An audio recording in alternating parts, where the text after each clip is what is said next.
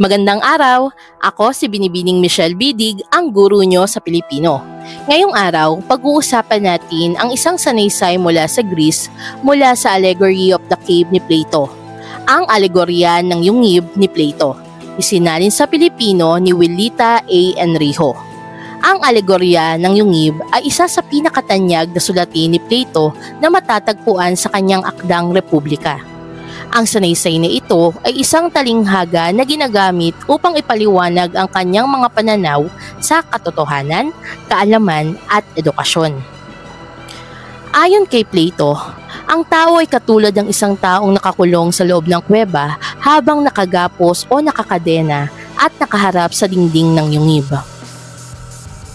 Tinawag na bilanggo ni Plato ang mga tao na nasa loob ng kuweba dahil kontrolado o hindi pinahihintulutang gumalaw ang kanilang ulo, mga binti at leeg dahil sa pagkakakadena.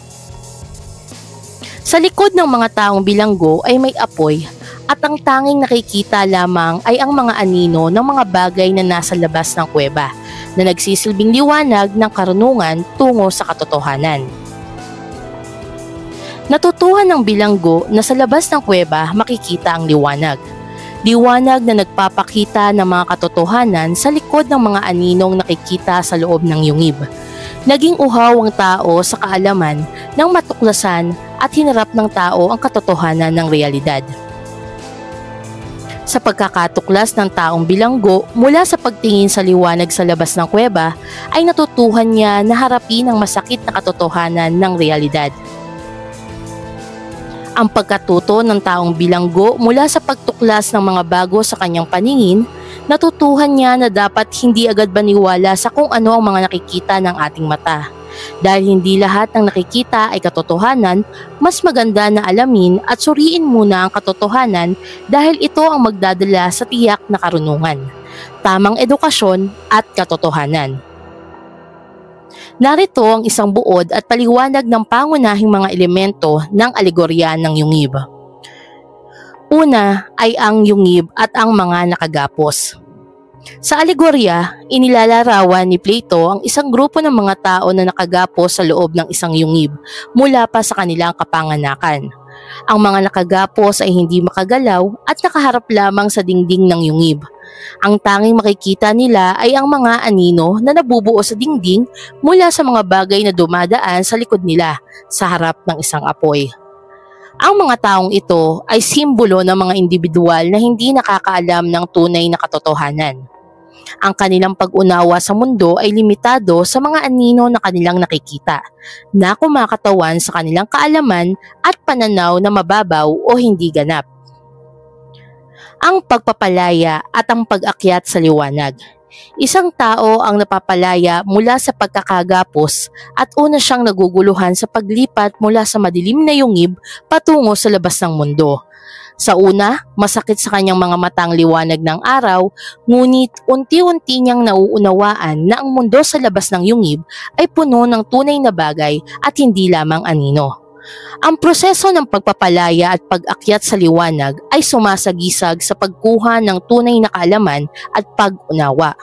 Ang pagdaranas ng sakit sa pagtingin sa araw ay nagpapakita ng kahirapan ng pag-uunawa ng mga bagong konsepto at ideya na lampas sa mga naunang kaalaman.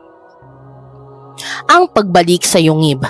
Pagkatapos makakita ng tunay na mundo, ang napalayang tao ay nagbabalik sa yungib upang ibahagi ang kanyang natutunan sa iba pang mga nakagapos. Ngunit sila hindi naniniwala sa kanyang sinasabi at mas pinipili ang kanilang nakasanayan na pananaw. Ang pagbabalik sa yungib ay nagpapakita ng kahirapan ng pagpapalaganap ng kaalaman sa mga tao na hindi pa handa o bukas sa pagbabago. Ipinapakita nito ang paghamon na kinakaharap ng mga guro at mga pilosopo sa kanilang pagsusumikap na magturo at magbigay ng liwanag sa iba. Ang metaphysical at epistemological na aspeto.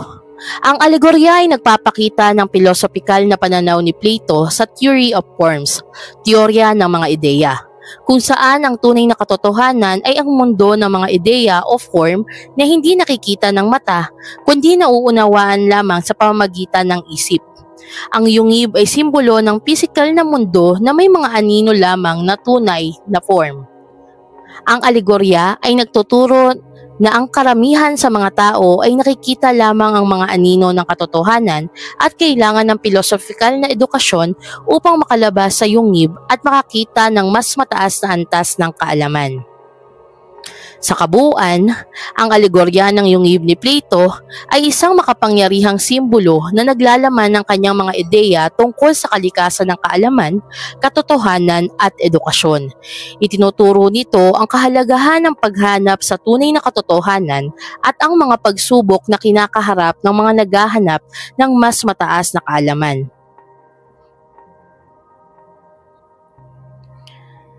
Ang alegorya ng yungib ni Plato. Muli, ako si Binibining She. Huwag kalimutang isubscribe ang aking YouTube channel para sa mga susunod na aralin sa Pilipino. Paalam, hanggang sa muli. Sanggunian. Pilipino, ika-10 baitang unang markahan, Module 2, Sanaysay na Pandaigdig.